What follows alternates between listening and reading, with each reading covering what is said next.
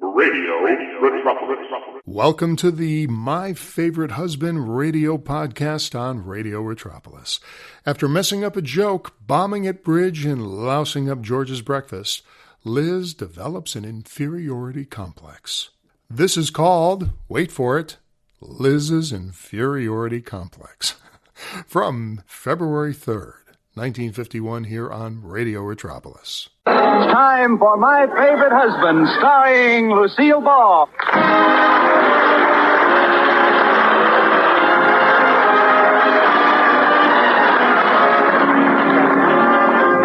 Yes, it's the Gay Family series starring Lucille Ball with Richard Denning as Liz and George Cooper. Two people who live together and like it.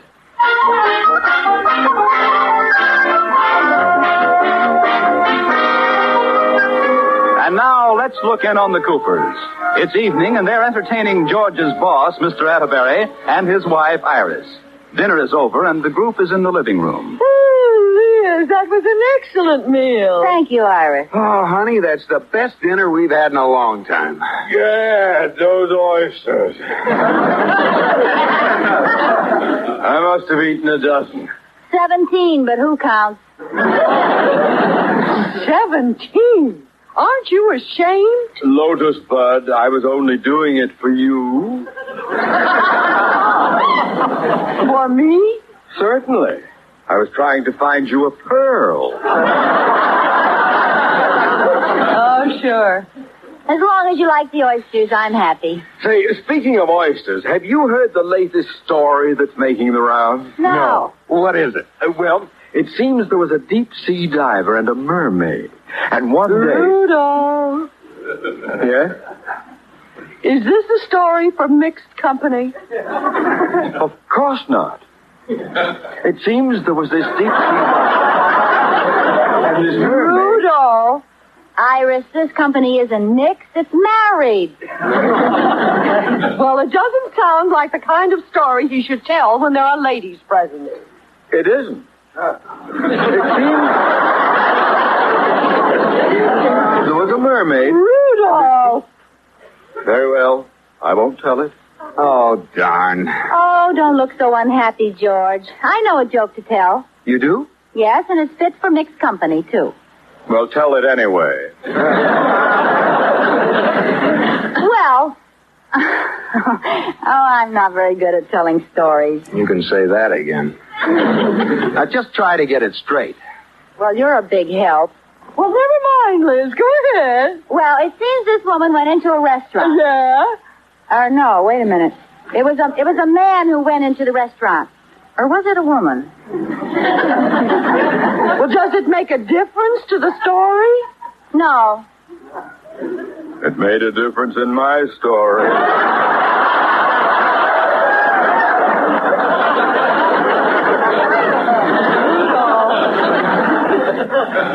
Well, we'll say it was a woman. Now, this woman went into a restaurant. Yeah? Or was it a cafeteria? Oh, honey, get on with the story. Well, we'll call it a restaurant. This woman went to a restaurant and sat down. Or did she stand up?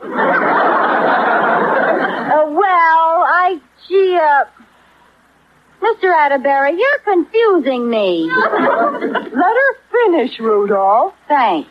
Well, this woman went into the restaurant and sat down and ordered a steak from the waiter. And she said... Wait a minute, Liz. I know the story you're telling, and it wasn't a steak. It wasn't? Oh, I know. It was roast beef. No. No? Then what was it? Pork chops. Oh, yes, pork chops. She ordered some pork chops, and, Well? now that I think about it, maybe the story isn't very funny. Oh. Well, it's a scream so far. Go ahead, Liz. Are you sure you want to hear it? Well, of course we do. Well, I can't quite remember how it goes. Oh, gosh. Liz, for heaven's sakes, if you're going to tell the story, tell it. Oh, I've got it. This woman went into the restaurant and said to the waiter, "I'd like 2 pork chops, please." And the waiter said, "Yes, ma'am." And the woman said, "Not too much fat either." And the waiter said, "Yes, ma'am. Which way?"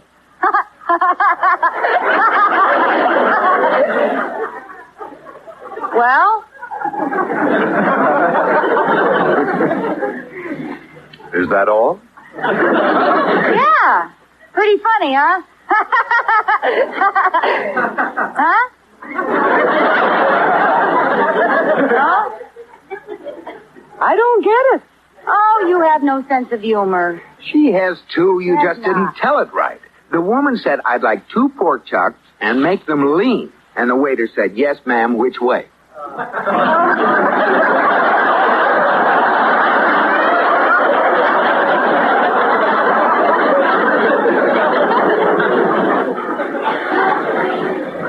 Okay. Either way, it's hardly a belly laugh.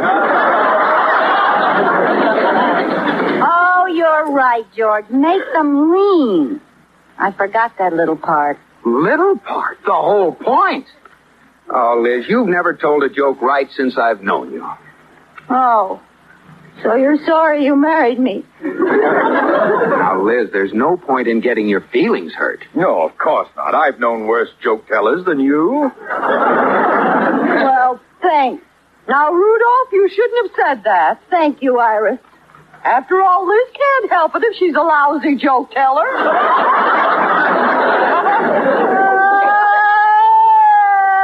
Oh, now, honey, don't cry. Honey, look, it's no disgrace not to be able to tell a joke. A lot of people can. You just have to realize your limitations. What do you mean? Well, if you can't do something well, just don't do it, that's all.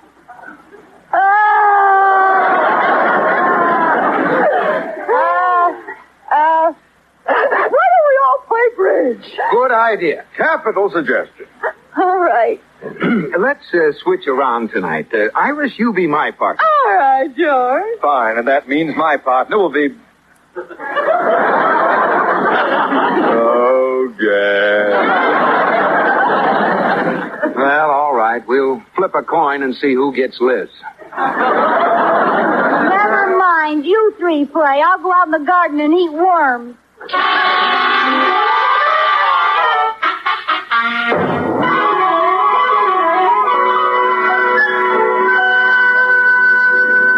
George, breakfast is ready.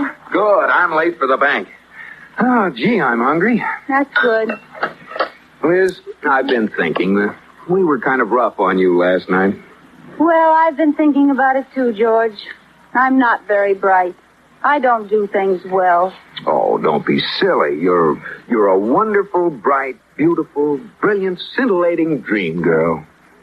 Really? Well, that makes everything all right. Eat your breakfast, honey. Okay. Say, Liz, you'd better speak to Katie. What about? Oh, this breakfast. The orange juice is full of seeds, the eggs are too salty, and the bacon's raw.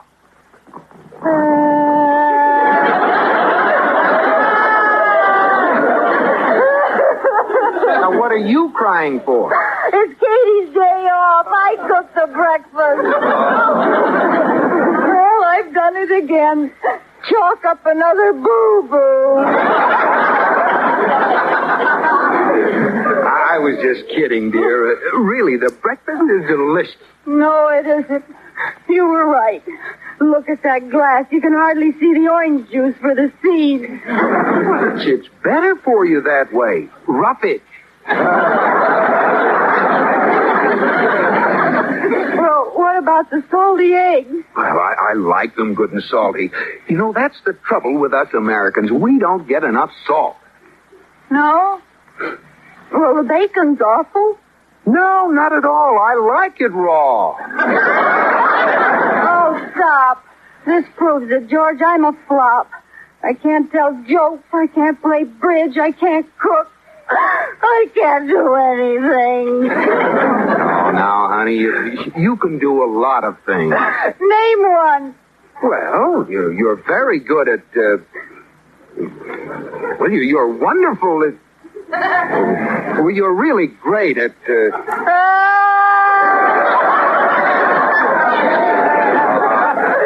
what are you crying for? I can't think of anything either. Now, stop talking like that. You're getting an inferiority complex. Oh, no, I'm not, George. You're not? No, I don't need a complex. I really am inferior. Oh.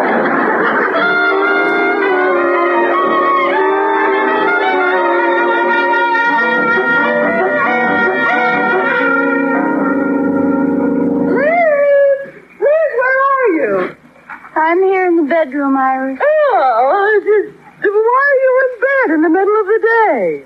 Why not? Girl, what's the matter with you? Iris, you're the first person to come face to face with the thing.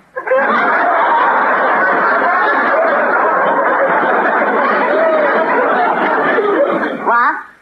It suddenly dawned on me. I'm no good. I'm a failure.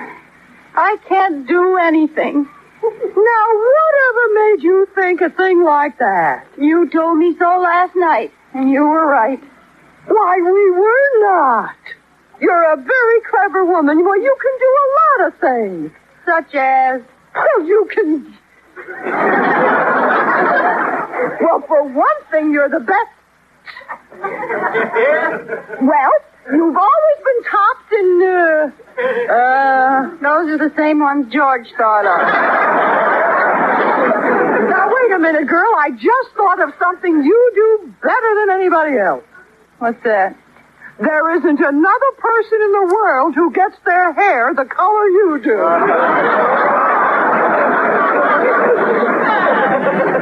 Don't have to get nasty about it.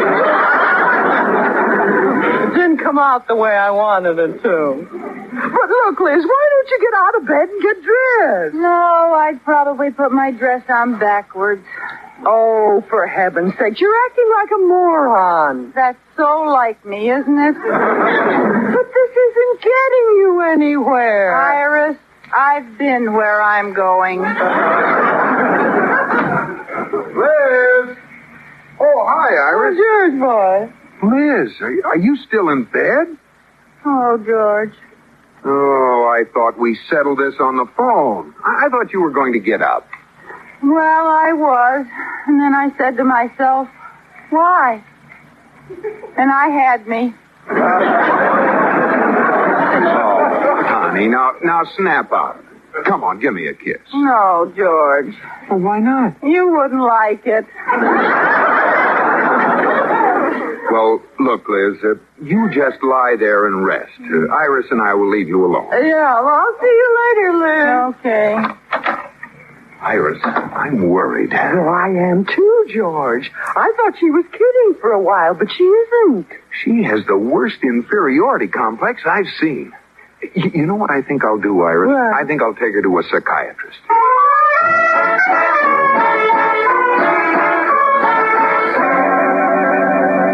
Well, that's the story, Dr. Auerbach. She's lost interest and confidence in everything, including herself. Do you think you can snap her out of this? Oh, yeah, this is nothing. Everybody has an inferiority complex, a little. Mrs. Cooper's is just the large economy type. I will go into my consultation room and see her. Good. I'll pick her up later on this afternoon. Fine. Goodbye, Mr. Cooper. Goodbye. La, la, la, la, la, la, la. Well, now, Mrs. Cooper, we will begin finding out all about you. Lie down on the couch. Why? Well, when you go to a psychiatrist, you got to lie down on the couch. Why? Well, because it's, well, anybody knows that when you... I don't know, that's what they do in the movies. Well, whatever you say. That's a good girl. Lie down. Now, let's commence at the beginning. Tell me all about yourself. Okay. Well? There's nothing to tell. I'm 100% dull. Oh, now there must be something interesting to tell. What about when you were a child? I was just as dull, only shorter. Well, what did you want to be when you grew up?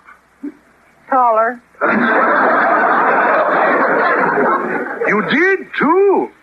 Well, everybody does that. Yeah.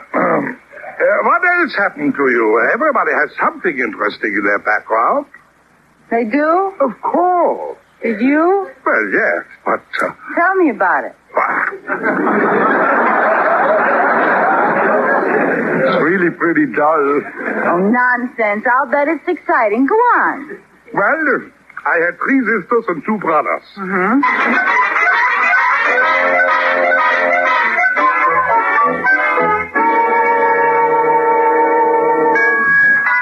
I'll get it, honey. Hi, Iris. Hi, Mr. Atterbury. George, boy. We came right over as soon as we could. What's up? Well, I want to talk to you before Liz gets downstairs. Come on in the living room. Very well, boy. Well, you know I took Liz to the psychiatrist this afternoon. What'd he say? What'd he say? She was there almost 2 hours. What'd he say? What'd he say? What'd he say?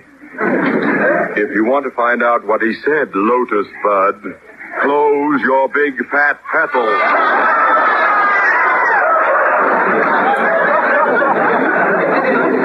I'm sorry. What'd he say?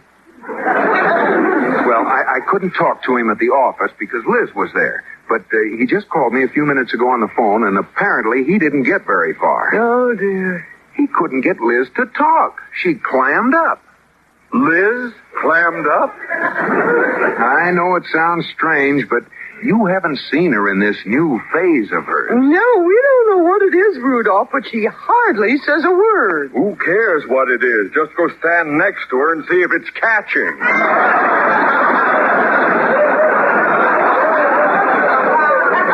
Never mind, Rudolph. What do you want us to do, George? Well, the doctor said it was simply a matter of restoring her confidence. Make her feel clever and witty and talented. You mean build up her ego? Exactly. Now, whatever she does tonight, we'll all praise her for it. We will flatter her. And if she tells a joke, we'll all laugh. Isn't there some less painful treatment?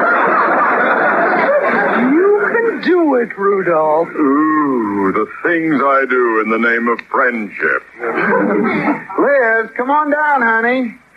Now, you know what to do. Lay it on thick. You can leave it to us, George. Oh, hi, Iris. Hi, Mr.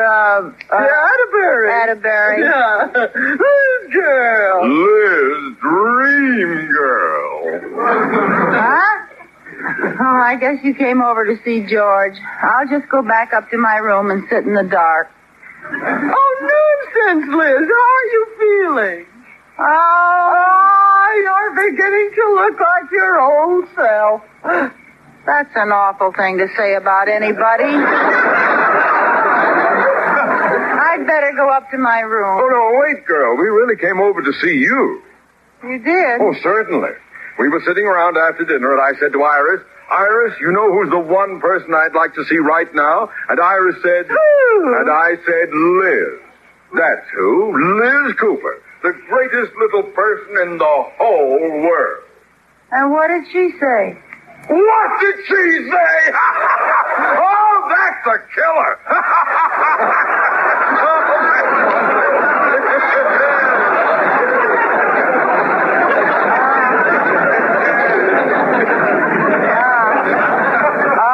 Say, Liz, I didn't see that dress before. That's new, isn't it? This old rag? Well, it certainly looks beautiful on you. Oh, it's gorgeous. Iris, why don't you get a dress like that? Well, I would, Rudolph, but I don't have a figure like Liz's. Yeah, well, lucky you.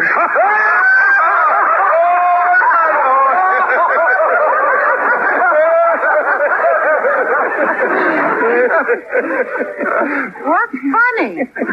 You, girl. Why, your figure's stunning. Alongside of you, I look like a Try hippopotamus.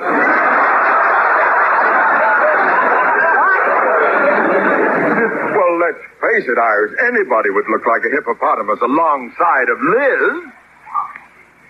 That's true. Say, I'd like to dance. Oh, so would I. How about you, Liz? Oh, no, thanks. You go ahead and dance with George. Oh, yeah.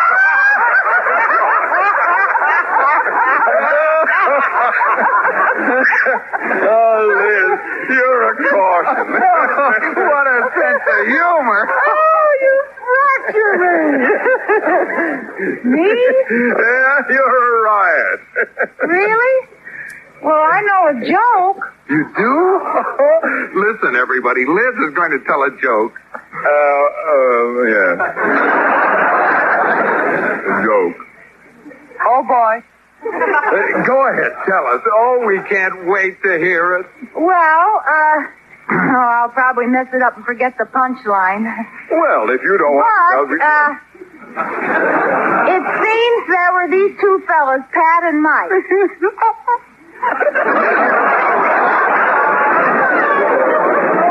And they were working together building a house, and every time Pat bent over to pick up something, Mike kicked him.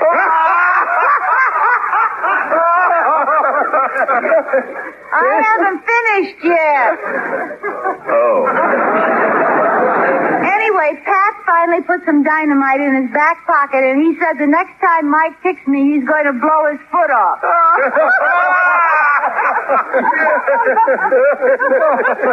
Oh, you liked it, huh? He's going to blow his foot off. Oh, that's a witty one. Too thick, Rudolph. Well, that was a pretty good story, all right, Liz. Now, shall we all do I something? know another one. Oh, you do? Uh-huh. Go ahead, Annie, tell it. Well, it seems there was this bashful little worm, and one day he saw another worm, and he fell in love with it, and he said, "Will you marry me?" And the other worm said, "Don't be a fool, I'm your other end."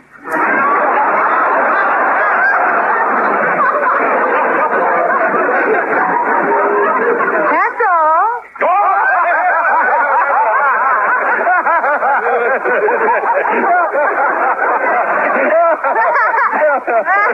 Pretty funny, huh? It was even funnier than the first one.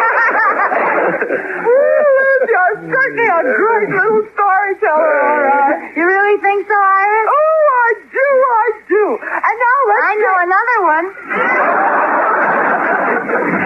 You do? Keen. Shall I tell it?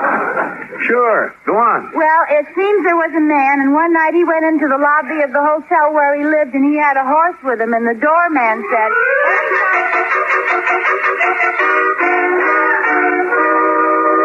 The pet shopkeeper said the cat doesn't sing at all, the dog's a ventriloquist.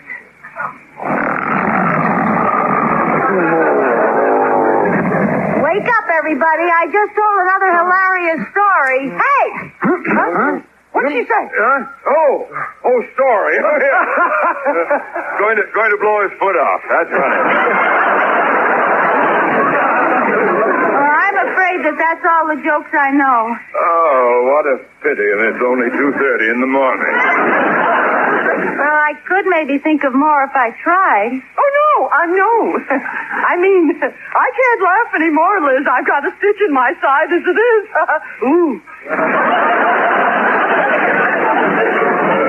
Well, I guess I am kind of a funny storyteller, huh? Oh, the greatest. You still want to dance with me, George? Absolutely. How about you, Mr. Atterbury? The next time we play bridge, can I be your partner? I wouldn't have it any other way. Okay, everybody, that's enough. Yeah? Huh? What do you mean that's enough? I mean you can stop flattering me and building up my ego. Liz, you knew what we were doing all the time. Uh-huh. I was listening on the extension when George talked to the psychiatrist.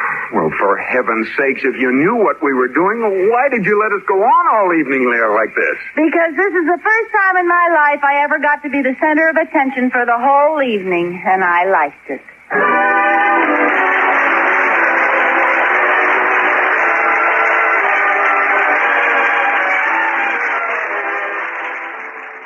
And that was Liz's Inferiority Complex from February 3rd, 1951, here on the My Favorite Husband Classic Radio Podcast on Radio Metropolis.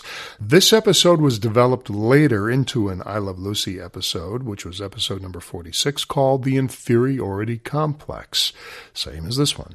The doctor in the television show, however, was played by veteran actor Gerald Moore. Here in this episode, he was played by Alan Reed, who has seemed to make quite a few appearances in the later My Favorite Husband episodes, it seems. Many people think I Love Lucy was basically what they saw on television. What you see in the show, that's what people believed everything about the show was. They don't realize all that went into it, as well as all that could have prevented the show from ever getting on the air, as much as CBS really loved Lucy.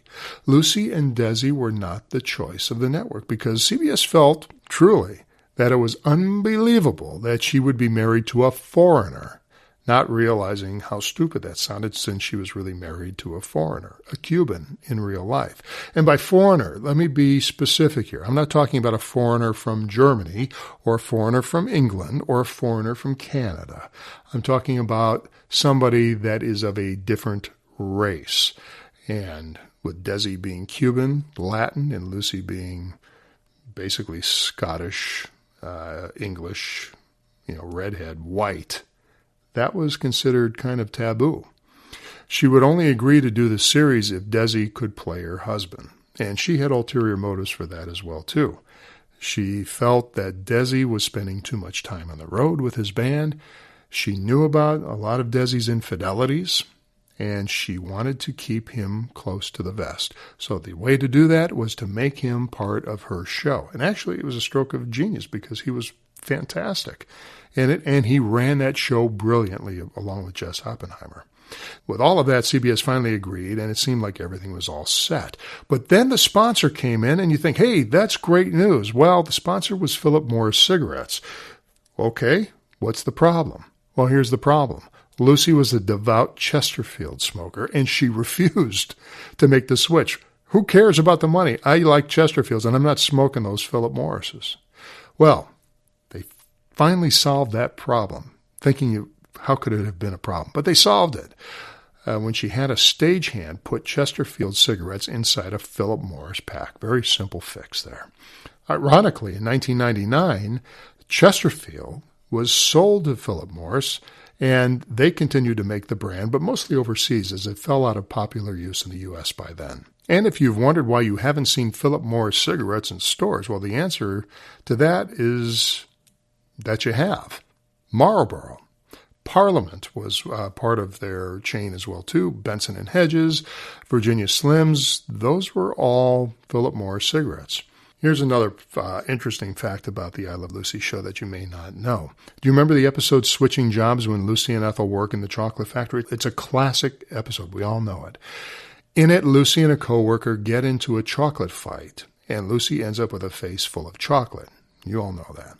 The story behind that scene, however, is that the actress they hired was no actress. She was a real chocolatier, really just a candy maker. I'm giving her more of a fancy title there. And she worked at the farmer's market making those chocolates, just like you saw her do, because Desi wanted somebody in rehearsal. They wanted somebody that was authentic, and Desi discovered her when he saw her at the farmer's market. In the rehearsals, she was very reticent. Again, she's not an actress. She was very reticent to shove chocolate into Lucy's face after several attempts. So Lucy said, all right, look, let's just put this on film. Let's see what happens. So they did an actual take, hoping for the best. And what happened is that this woman, whose name was Amanda Milligan, she just ended up hauling her fist right into, with a fistful of chocolate, right into Lucy's nose and almost broke it. And I want to tell you, that hit was so intense that Lucy was wincing in pain, and she almost went to the floor. But because she's the professional she is, she refused to stop filming. She refused to ruin that wonderful take as much as it hurt her. And she played the rest of the scene, and that is what you see on television. Now, here's another. Do you remember the episode Lucy's Italian Movie, where she's stomping grapes? Well, again, they brought in a local actress who was an Italian and didn't speak any English. And she also received the wrong information. Now, she was stomping grapes with Lucy in the vat. And that's what they were supposed to do. And they were supposed to break out into this sort of competitive, fun, above-the-waist catfight. And it's very important that the words above the waist are mentioned here, because that somehow didn't get transferred to the Italian woman who spoke no English. Well, the Italian actress went full board and took Lucy down into the smashed grapes, and she actually held her head under, nearly drowning her, not realizing how intense the situation is. But as they say, that's showbiz. I thought you'd like to hear a few of those stories. And I have many, many more, by the way, because I have interviewed with various people, many of these greats from the I Love Lucy show and various great sitcoms of the past. Writers, the crew of I Love Lucy. I mean, really, with Madeline Pugh, Bob Carroll, the writers of My Favorite Husband and I Love Lucy, I've got those interviews. I did those interviews when they were alive that have never been heard, but they will be on Radio Metropolis. So you keep it right here for all the latest information. Well, that's it. That's another great episode, Liz's Inferiority Complex, on the My Favorite Husband radio podcast from February 3rd, 1951, here on Radio Metropolis. We'll see you next time. Radio Metropolis.